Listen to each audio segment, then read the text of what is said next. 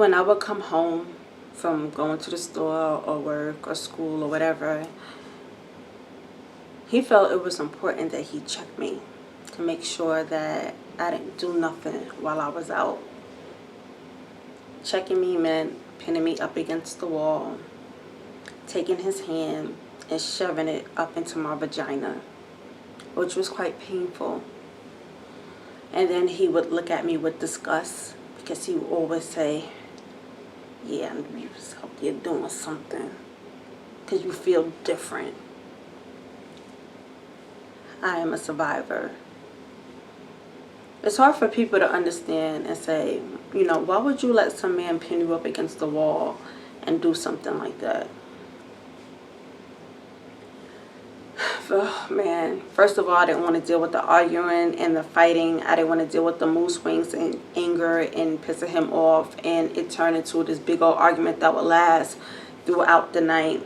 I was trying to keep a calm home. I didn't want my kids to know that stuff was going wrong. So I would pretend like everything was okay because they were small enough at the time, still babies, where they didn't know. So if they saw mommy smiling, even if I was crying inside and just devastated, they would think everything's okay, right? They wouldn't know that their dad just hammed me up in the wall and did that. Whereas if I fought it and argued, it would turn into something really ugly and even more toxic. And I didn't want my son to know that something was wrong. And checking me took a matter of a few minutes. So what would I rather? A few minutes of discomfort and pain and humiliation, or hours and hours or days of him being angry and pissing him off, and it turned into something and escalate into something even bigger. As a domestic violence victim, you spend so much time managing mood swings, trying to keep things from escalating to a point where it turns into a bad incident.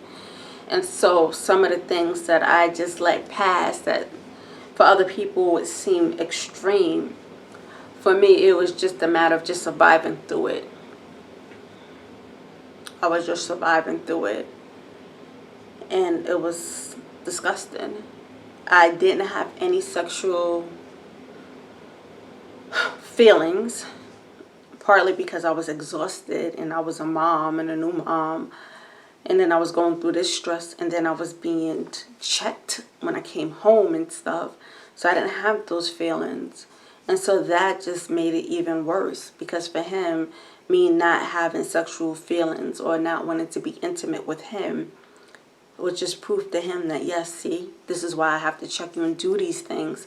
Because if you not fucking me, then I must mean you fucking somebody else.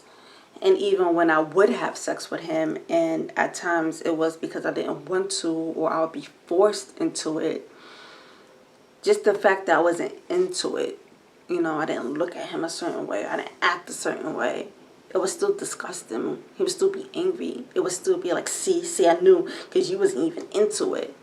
So imagine having to be intimate with someone that you don't want to be intimate with, and then having to pretend like you actually like it. Like, I mean, really pretend like you like it, just so they wouldn't get angry. Can you imagine what that feels like? And if people wonder why I was celibate for so long after the relationship ended. Like, I didn't even want anybody touching or near me. Sexual abuse is not something that you take lightly, but it's really hard for me to talk about. You know, I talk about the check-in and I say, you know, sometimes I was forced, but I don't even like to go into too much detail about what that really entailed, because it is quite personal.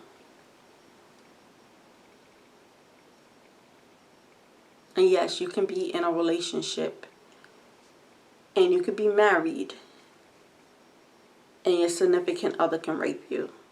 It is something that happens. And many people don't realize that.